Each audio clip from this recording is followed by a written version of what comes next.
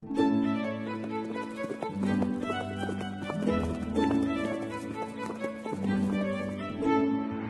episode is brought to you in association with Timeform, your trusted source for racing data and analysis. By Total Performance Data, the world leader in thoroughbred performance technology, and by FitzDares.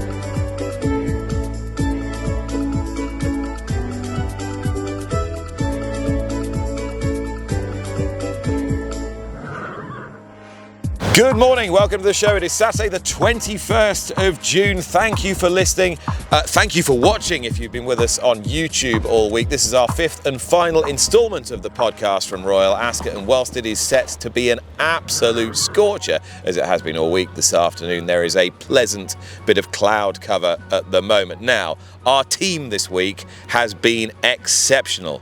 Josh Stacey behind the camera and doing all our editing. Charlotte, of course, holding it all together and making a stellar appearance on Thursday. We're rounding off the week with this man here, Luca Brooks Edwards, who's been with us from the Racing Media Academy. How's the academy continued through the daily podcast, Luca? Oh, it's been fantastic, Nick. I do have to... the correct answer. Yeah, of course. Well, I do firstly have to shout out everyone from there. Josh Apiafi, Lee Moulson, Kath Goff, for providing me with this opportunity throughout that week, and also working with you for the 6 weeks. This week has been unbelievable. First time at the Royal meeting, and I've loved every second of it so far. Okay, what has struck you most about it? I mean, the weather's helped. It has. Firstly, yeah, I mean, it's just there's no real atmosphere like it here at Ascot. It's just an absolutely stunning place, and yeah. Have you managed to find any winners? Yesterday I had an absolute shocker, Nick. I'll be perfectly honest. I tipped up your horse, Lady with the Lamp. Was that just out of loyalty, or did you actually think? No, I actually thought she had a really good chance. She was drawn, as you said before, with the speed, but there was just no real pace in the race, was there? There wasn't, sadly. Or, well, we didn't think there was enough pace for her. I'm not sure that's what everybody thought. And the actually finishing speed percentage suggests they must have gone hard at some point in the race. But anyway, didn't work out for her. It was a fantastic day for us. We had an amazing time. And I'm not just saying it. Yes, it was disappointing not to be involved, but it was just incredible to be a part of the race. It really was. It's just a wonderful experience. It all went by in the blink of an eye. Well, whilst there have been a lot of results this week that have gone the way of racing's established superpowers, with 5 for the Gosdens and 5 for Aidan O'Brien, more winners for Ryan Moore, Rasheen Murphy picking up winners here, there and everywhere, William Buick, it has been great to see a breakthrough stable make a massive impression. And I think it's only right and proper that at this point we should get Harry Eustace on FaceTime, because he has had some serious week. Harry, you look great. How are you feeling? Yeah, we seem good. We're a little bit dusty, I must admit. It felt a long week, and we've only got to Saturday, but it was an extraordinary week for us, and one we're incredibly proud of. And just coming here against such stiff competition, horses, yes, with a chance, but not completely obvious winners. Is it a bit of a pinch me moment? Yeah, most definitely, Nick. As everyone knows, I mean, Ascot's it's so tough. We had, the right horses for the right spots, but you're never sure where you're going to match up. Everyone's sending their best, and to think before we came in that we had two of the best ones for those big races is extraordinary. Yeah. How's Time for Sandals this morning? That was a stunning win yesterday. Yeah, she seems fine. I haven't trotted her up yet, if I'm honest. She's just been on the walker. I'll trot her up after this lot, but she ate up, and she's the ultimate professional. So she comes out of this good. We need to sort of sit down and think of plans for her. And you've always said she was good, but did you think she was this good? Well, I don't know if we thought she was this good necessarily, but what we did think was it was the first time she was going to have pace to run at, and that was going to improve her. And she did do a particularly good bit of work, roughly 2 weeks ago with Richard on board that got us seriously considering us as a contender. And how pleased are you for Richard to get his Ascot Group 1? Yeah, I was delighted. Rich was on board her. the way it panned out with Mark on Docklands obviously was fantastic, but I'd imagine was a little bit cooling for Richard. So for him to win the Commonwealth Cup on her was incredibly satisfying. So no obvious plans in your mind at the moment. Would you consider the July Cup or something like that? No, I deliberately didn't put her in that actually. Not so much because we thought we'd be in this situation, but she's a 3-year-old filly. She'll have run a big race, whatever happened at Ascot, and it just feels like it comes quick enough for a 3-year-old stepping into the older company. So we'll skip that and make a plan for a little bit further down the line. And bide your time a little bit. And Docklands, that's an immense result. Just how good a friend has this horse been to you? He is, I know the word's banded around, but for our yard in particular, he is an absolute legend. He's gone to Royal Ascot 3 times, he's won twice and finished second. I mean, it's absolutely extraordinary what he's done. And to keep turning up for us, race after race, he firmly put us on the map, and for him to have his day was absolutely incredible. He really, really deserved it and earned it. He was not getting frustrating, but he had been running so well without winning that you just felt if ever a horse deserved to get his head in front, he was it. And I thought that was pretty inspired, sliding him in at Epsom 10 days ago. There's obviously method to that. What not madness, but method to something a bit unconventional. Please, yeah. A couple of things really. I thought the race would just cut up a bit because of its closeness to Ascot. And he's a 5-year-old colt, takes his racing very well, and I just didn't think we'd do any harm. I'd have to have done a good racecourse gallop or something with him instead, and I thought there was a chance we could pick up a Group 3 en route. Now, as it turned out, he got trapped in a pocket, and it's probably the best thing that happened, because he won a short nose in a photo, and if he'd run a big race at Epsom, he might have got beat a short nose. So it's uncanny how these sort of things can work in your favour down the line. But it had been the plan for a little bit, and luckily it went the right way this time. I know all your family must be incredibly proud. Has brother been on from Hong Kong? Yeah, I spoke to him about a minute after she crossed the line. He was very, very excited, and as you can imagine, the socials and the WhatsApps, they've been very busy. So I've got to spend a couple of days getting back to everyone. Everyone's been very kind and sent a lot of messages. Yeah, thanks, guys. You've got to get back to work. Appreciate your time this morning, but I hope you've got a little bit of time just to soak it in and enjoy it. What did you say to me earlier on about what this felt like? I was leaving the racetrack yesterday with David Atherton, who found Time for Sandals for us, and we just kept laughing at each other, and it felt like we'd snuck into someone's house and nicked the silverware leaving Ascot. So it was fantastic. Yeah. Well, what a wonderful week for Harry Eustace. Time for Sandals, the winner of the Commonwealth Cup yesterday, Luca, and there was some other news out of that race. Well, Arizona Blaze ran a massive race, beating just a neck under David Egan, who I actually spoke to yesterday about his new ammo deal. Yeah, very excited. It was a nice timing. First day of Royal Ascot, getting the call up, and very privileged to be in a position to ride lovely horses. It's a team that's building for the future, and I'm really looking forward to the journey we're going to be on. Kia's vision is very broad and open, and I think it's going to be a team to be reckoned with in years to come for sure. How would you describe your relationship with Kia? Very good, yeah. We've got a great personal relationship and a working relationship, and I really enjoy working for everyone at Ammo, and Kia is very enthusiastic, loves his racing and very hands-on, so what more would you want in a boss? David Egan, who rode Arizona Blaze in second place yesterday in the Commonwealth Cup, talking to Luca yesterday. Now, for the first time today, let's head out and about and find out what Lisa Tan got up to on Friday afternoon. I know I'm not meant to play favourites, but I am here with one of my favourite Americans, Brittany Urton, colleague of Nick on NBC as well. It's great to have you back in the UK. Oh my God, I love it. This is one of my favorite weeks all year. I look forward to it. I wait for the call. that I'm going to be working with Nick on NBC for Royal Ascot is that there's nothing like it. And of course, the fashion, bar none. It's like a Paris runway. It is actually, especially you were here yesterday. You saw what was happening out there. Any favorite looks that you saw? Oh gosh, you know what I really am loving right now? The polka dots. I've loved polka dots. I think I wore one day, my very first time here, I wore polka dots. I'm a huge fan of Julia Roberts and Pretty Woman. And so the fact that we're seeing polka dots still as part of a trend is probably one of my favorites. You do wear polka dots to the Kentucky Oaks as well, and one of my hats. Sorry, Oh just had gosh, to get in a little I did. bit there, and which look gorgeous as well. I mean, it's funny. I've been working with Lisa for how many years now?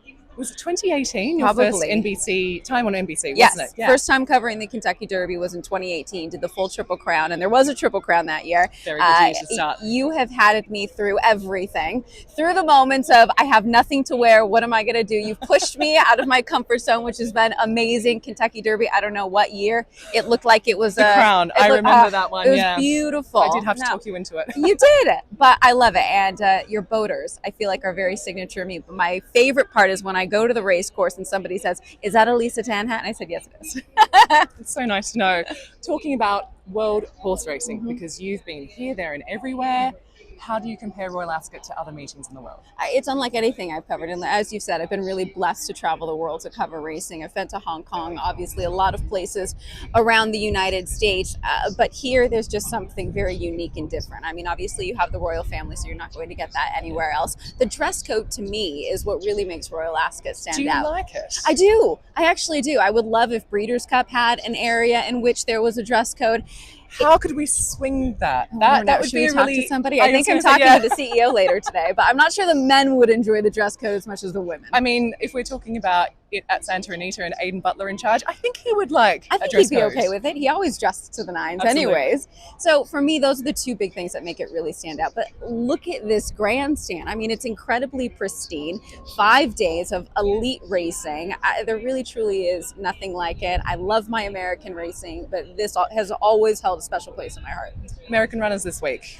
Not that many, only a couple. It was a very light year for us. Wesley Ward, for the first time in what feels like a decade or more, did not have a runner. But I have to say, the runners that we have had thus far, they have to be really pleased with the results. We had 2 third-place finishes. Both horses coming out of Gulfstream Park win and you're in races. So I think that's definitely a win and you're in to stay, I hope, Aidan Butler. But it's been wonderful to see just the representation regardless. Absolutely. We love world representation at Royal Ascot. I think that's what makes it really special as well, bringing everybody together. Yeah, international. It's much like Breeders' Cup. You have the best of the best from around the world. So you want to see more of that here. So hopefully more American runners in the future. Excellent. And talk us through your outfit today, because your hat's by one of my pals, I must say. Sarah Kent is my hat. Claire Mishavani is my dress. Shoes, I have no idea, but they're comfortable and they're kitten heels, which I'm not used to because I'm so short. This is what's making sense. I normally see you in really high heels, and we did just say then, I'm like, why do you feel a little bit shorter than tiny. That's why I wear such tall heels. But then, I thought about it, and I'm walking around, running around, and they need to be functional. The feet don't need to do that. So beauty is pain. I don't know. Do you have any tips, fashion tips, horse racing tips, whatever you want, tips for people coming to Royal Ascot in the next day? I guess this is going out tomorrow. Well, I would say come, but I don't know if you're going to hop on a flight to England, because that would be for me. 1, you need to experience it, because me talking about it really doesn't do it justice. 2, plan your outfits in advance, and I would start with, do you say hat or dress?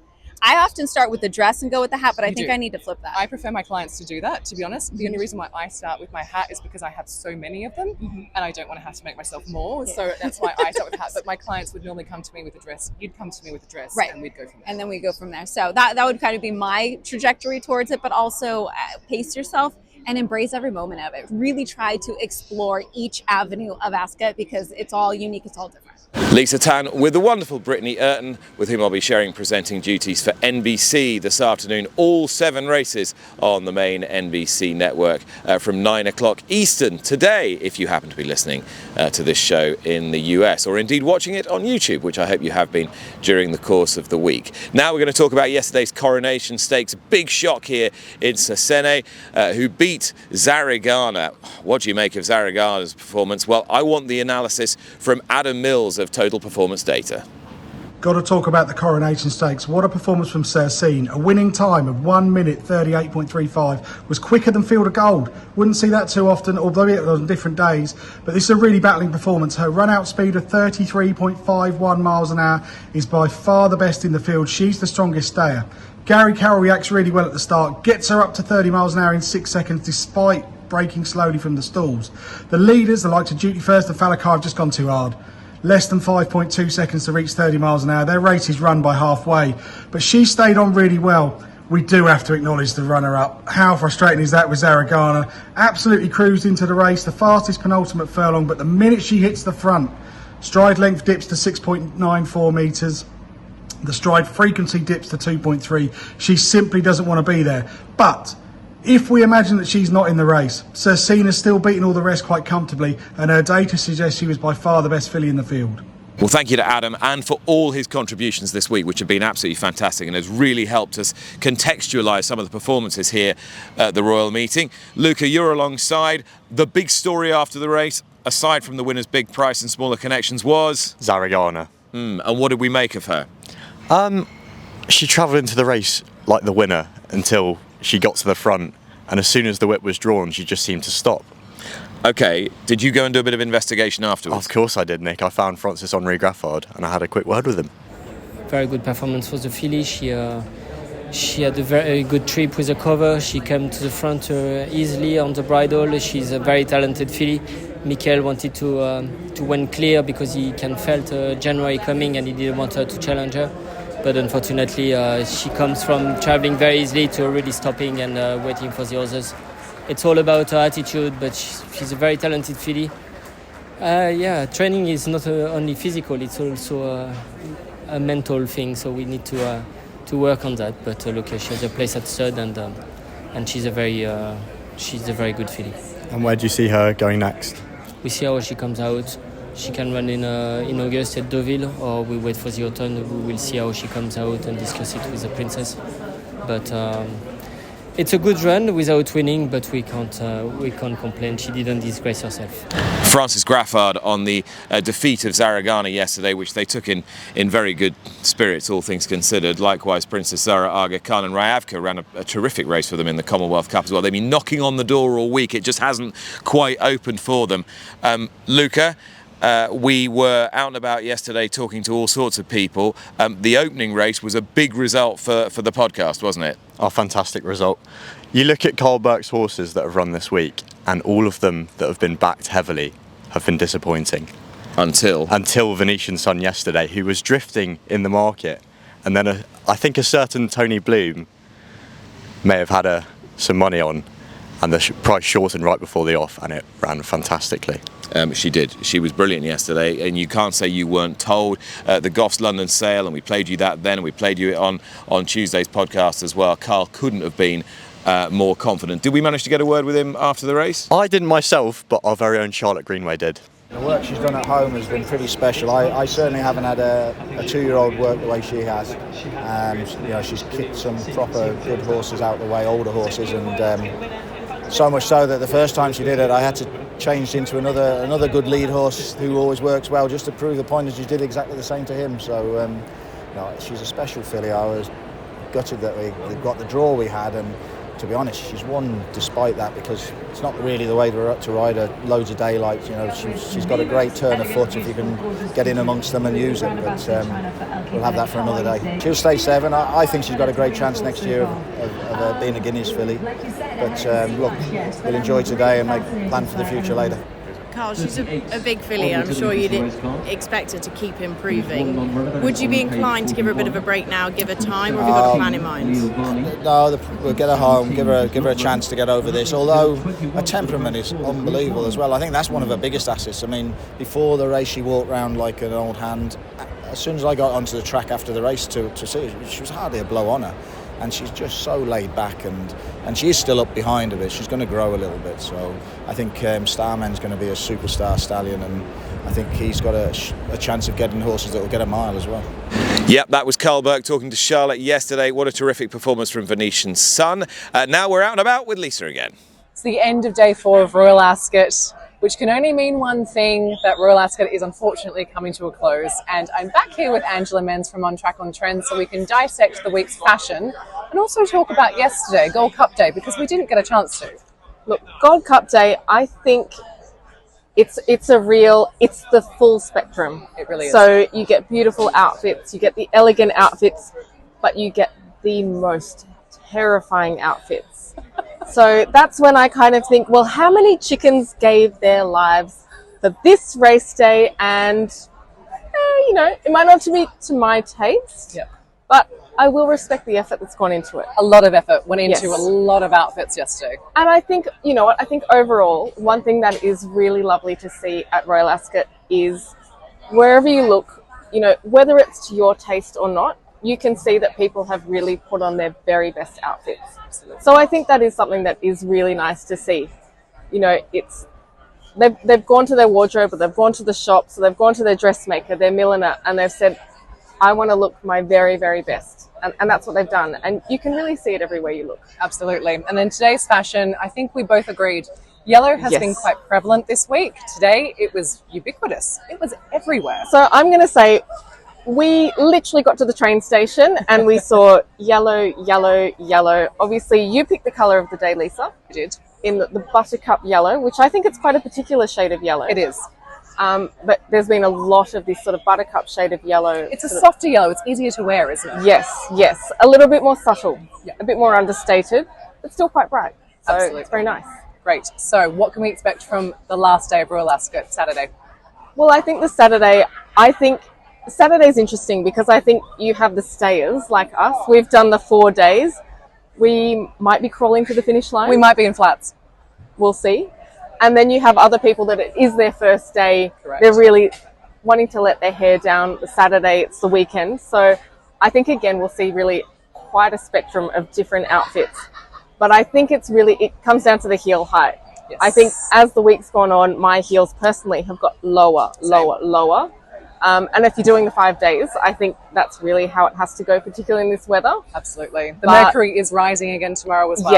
Yes. So I think the ones that have been here for the whole week, they'll be prepared with that. The other ones that are just coming in on their first day, I expect the skyscraper heels to still make an appearance. Absolutely. And let's talk about personal highlights. Just overall, a fashion highlight and a racing highlight. Ooh, that's really tricky. Sorry, I threw that at you, didn't I? I actually think, for me, when you come in on the first day and you're hit with the fashion, the photographers, all the beautiful outfits, I think that is something special because it is that first hit where you go, okay, this week is really starting, it's really kicking off. Racing highlight, I think, has to be Trawlerman.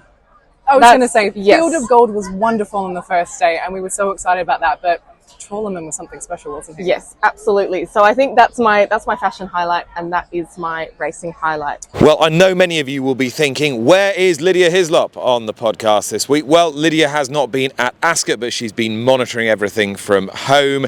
I really, really wanted to know what she thought were the top 5 moments of Royal Ascot week so far. So, Lydia, it is over to you. Hello, NLD podders. This is a unique time of year for me because it's the one time that I get to watch a top race meeting, as a fan. I go on Tuesday of Royal Ascot.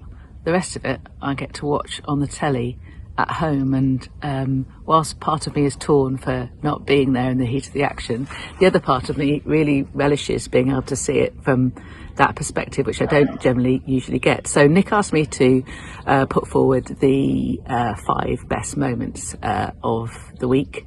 Obviously it's the week so far because I am recording this on the morning of the Saturday, the final day of Royal Ascot. So here is my 5.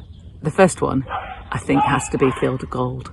I feel like Nick with a dog in the background. It's not my dog. It's the neighbour's dog. But quite often, it feels right because obviously we often hear Nick's dog. So anyway, number 1 is Field of Gold. I think it's just such a massive moment for Colin Keane. So earlier on in the job, plunged into the spotlight on such a pressure horse, a horse that has been a talking point for so much of the season. He's already won the Irish Guineas on him, but the St James's Palace Stakes up against Ruling Court, the horse who beat him at Newmarket, Newmarket, and of course Henri Matisse as well, the French Guineas winner. I think this was such an important race, and again Colin rode him in such an uncomplicated way, and the way in which the race panned out enabled Field of Gold to unleash that devastating turn of foot, which marks him out as a top class miler. So I think a great start for Colin Keane's retainer with Juddmonte for me is memory number one from the week. Number two goes to Harry Eustace and his team, and I'm going to build it around Time for Sandals because it was a muddly, messy race that Docklands won in the Queen Anne. Obviously, he's very good at Ascot anyway, but so he'd already got one Group 1 on the board. Every single horse he's bought this week has run fantastically. La Botte, slightly unlucky in second. Divine Comedy, again, met traffic in the Ascot Stakes, but then to follow it up with a second Group 1 on Friday in the Commonwealth Cup with Time for Sandals, and particularly given the way she did it, having to pull clear of her side of the group and the main challenges being on the other side of the track. I think that was a fantastic moment and just underlines what a huge talent Harry Eustace is, and I particularly enjoyed the interview that Rishi Prasad carried out with James Eustace, the proud father, in the Winners' Enclosure afterwards on ITV Racing. I thought that was in many ways my moment of the week. I loved Trawlerman, number 3 in the Gold Cup, just proving what a tremendous stayer it is. Remember how he served it up to Kyprios 12 months ago? Well, this time he got justice, and he was a beautiful ride from William Buick that absolutely maximised his stamina, and I think he might be better than ever. Just a superb staying performance. I just loved that. It was one of those moments that made me actually burst into... I gave him a round of applause in my living room. My neighbours must think I'm mad. Anyway, memory number 4 is American Affair, winning the King Charles III Stakes for Jim Goldie and Paul Morenon, a first Scottish winner for 17 years, Jim Goldie's first Royal Ascot winner, and his first Group 1. Incredible career that Jim has had, the way he's able to improve horses to such a degree, and this is an obvious example of that, and I thought that was a tremendous moment, and kind of gives other operations hope. You can do this, you can win a Group 1 at Royal Ascot with a horse that you can improve in this way. So I thought that was a tremendous moment. I very much enjoyed being in and around the Winners' Enclosure for that, and of course it ended up being a very raw day for Paul Morenon, and I'd like to pass on my deepest sympathies to him and his family. And finally, Cercene. And it has to be, doesn't it? And this was one of those moments where I was sitting at home and thinking, this looks amazing, I wish I could experience this.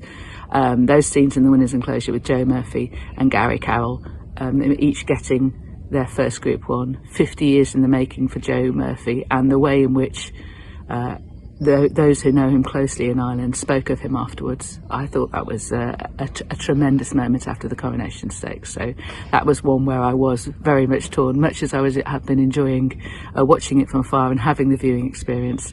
That was one where I do wish I had been there. So those are my 5 so far, and of course there could be more great moments because there is the potential of a Japanese winner on the final day. Enjoy the last day. Lydia, thank you so much. Great to have you on board today. Now, what everybody will want to know is how this track is going to behave this afternoon, because a couple of days ago they were all gravitating to the stand side. Yes, they didn't seem to want to know. Well, I tried to get to the bottom of that a little earlier on with Clerk of the Course, Chris Stickles. I mean, it's the shortest route home, isn't it? The stalls are in the middle. You walk it, it's very minimal, but you can't tell a difference walking it with a stick, really. So, you can find quick places everywhere. It's quick ground. So, yeah, the Albany over 6, the quickest way is straight. But the previous evening, they'd all wanted their route, hadn't they? They'd all liked it, and they were kind of sort of perpetuating a bigger bias than perhaps there was. Well, I think certainly in the Britannia, the favourite was on the stands rail and that won, and then I think in the Buckingham Palace they did seem to all want to move over, and maybe that's where the pace was. Look, I don't know. I'm not a jockey, but they didn't seem to want to be necessarily fit, or they didn't seem to think that there was any reason they needed to be on the stands rail yesterday. There were winners all over the track, so I was happy. Yeah, but actually you were happier yesterday than the previous day. Oh, absolutely, yeah. I think it's a fair track.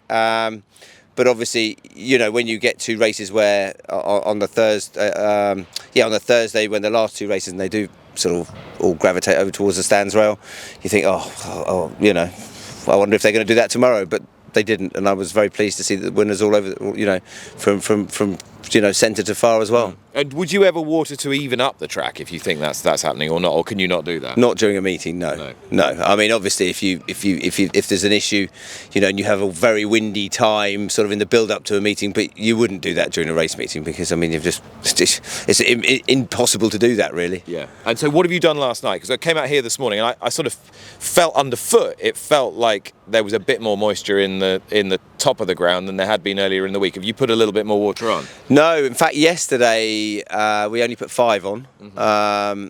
The day before we put 6 on this because after a really hot Thursday, so there was a bit more moisture yesterday, perhaps because it was a bit more overcast this morning. You might have felt it at the same time, holding in there a bit better. In fact, the moisture content, we measure the moisture percentage in the soil, and it's 0.1 down, so it was 36.9 as opposed to 37. So, you know, to all intensive purposes, at 8 o'clock this morning it was 37%, the same as it has been pretty much all week.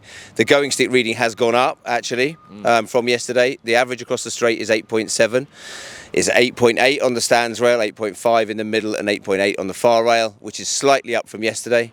So they'll be taking the flanks, won't they, on that basis? On that basis, if you go with going stick readings, but again, you know, if you're only racing over 6 and you're drawn in the middle, you're going to lose ground to go to. So, you know, is it that much? You know, between 8.5 and 8. You know.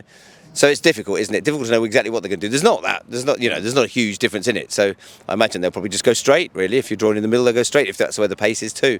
So, there's not much in it, but it is slightly quicker at this time of day than it was this time yesterday. Very similar to Thursday's kind of going stick readings. But, you know, Thursday was a really, really hot day, wasn't it? And today's going to be the same. And today it's going to build up to that. But at the moment, it's it's a bit cooler than probably it was yesterday and Thursday. Well, all right. What chance of another minor surprise today? Well, it could come if you look at yesterday's Commonwealth Cup form in the shape of Caburn in the Jersey Stakes, because this horse actually beat Time for Sandals in the Super Sprint last year. I know it's going back a long way, but I wonder what trainer Jack Jones thinks. He's with me now. Jack, any chance of another big Newmarket shock today, do you think, at Royal Ascot? Fingers crossed. Look, he's not been the most straightforward to train, and going into Newbury, it was going to be very, very much a case of get the run under our belt and sort of move forward from there. And he's been, I've been very, very happy with him to get the run out the way, Newbury, get that sort of move forward from there.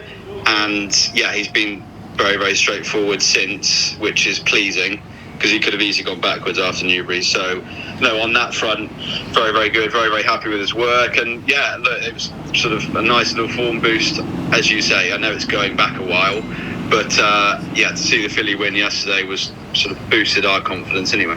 And do you feel now that 7 furlongs is where you need to be? Are you edging towards being a miler rather than being a sprinter? I think so. It's interesting because at the start of the season he had the Guineas entry, and that was going to be the sort of the plan. We had to sort of put that to one side at the start of the season, but he was going to go green and Guineas. 7 and the mile has always been something we've looked at. I'd probably say 7 is probably optimum off what he's shown us so far, but then we'll learn more today, I think. What will the impact be today on the draw for the big races? 2 sprints today. Not everyone's cup of tea having 2 big sprints in the middle of the afternoon, but the Woking was one of the oldest races here at Ascot, and of course the feature races, the Queen Elizabeth II Jubilee. I think, Luca, one of the more interesting runners of the week, Cercene Rev. I'd love to see him win. Do we think he can? I think he absolutely can. I mean, he's run behind Kai Ying Rising, arguably the best sprinter in the world. And I was fortunately at Newmarket on the July course when he galloped under Ryan Moore. And out of all of the horses today, at that day, he was the one that blew me away. Okay, so you're confident that Cercene Rev can win? I'm very confident, and the market is confident too. I think he's into 3-1 favourite this morning. Yeah, I suspect they probably quite liked him to have left the water off and just left it as quick as possible. But I think he will find the ground to his liking. Any other strong fancies today? I mean, if you've been following me, Nick, this week, then you really wouldn't want to be. Okay, I haven't, but if I've been following myself, it's not been going great either. As much as Charlie's had a very, very tough week, I think Rebel's Romance is by far and away the best horse in the race that he's running in today. In the Hardwick? Yes. Okay, so Rebel's Romance for you to win a big race on home soil, something he rarely gets the opportunity to do. Right, we're going to round this programme off in a few moments' time, but first of all, here is one final fling with Lisa. Back at Royal Ascot with Creative Director Daniel Fletcher, your second year as Creative Director. What's changed between last year and this year?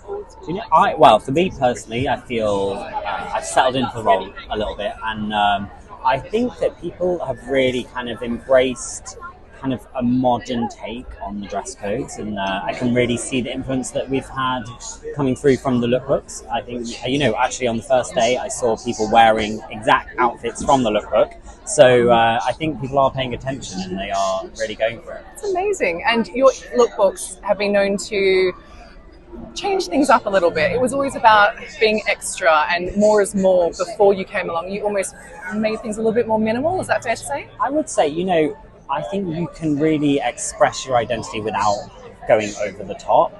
And, it's sometimes chic to be a little bit more reserved. And that's one of, there's a few looks still where we really, go hard and big. But, something like the hat you're wearing today, it makes a statement, but it's not over the top. And that's my kind of fashion. Great. Now let's talk menswear, because we haven't done that the entire week. Tailoring. And actually, I'm terrible. I'm not wearing my tailcoat right now. It's very hot, so you probably don't even have to at this point in time.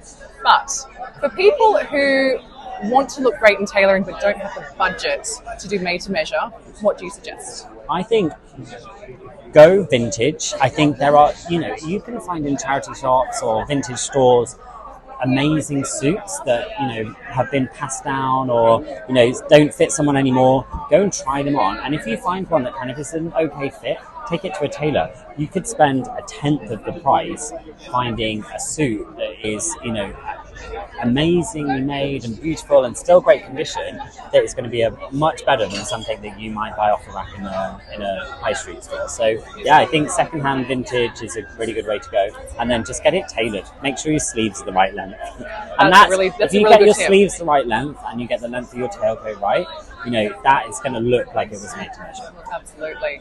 Any other fashion tips you've got for us, especially to survive this really hot weather? Actually, you know what? I saw someone putting a video on TikTok of someone putting sanitary pads under their arms of their suit, which I don't know. I did that yesterday. Did you? And does it work? It works. Okay, it works. Right. Maybe I'll be trying that tomorrow. Saturday's going to be 30 degrees, I believe. So I know, which means though you should be able to take your jackets off and top hats at least. So there's some air to breathe, I guess. But other tips that I would say is, I think flats are in this year. We did have a chat about flats yesterday. Yeah, I think if you're not feeling a heel, I wouldn't want to be walking around in a heel on the grass all day. So yeah, find a chic flat. Excellent. Well, thank you very much for sitting down with us, and enjoy your second Royal Ascot. Thank you very much. Well, thank you to Lisa. Thank you all very much for listening or watching during the course of this week. We've had great fun. Luca, thank you for indulging us today. Have you got one nap to send us home with?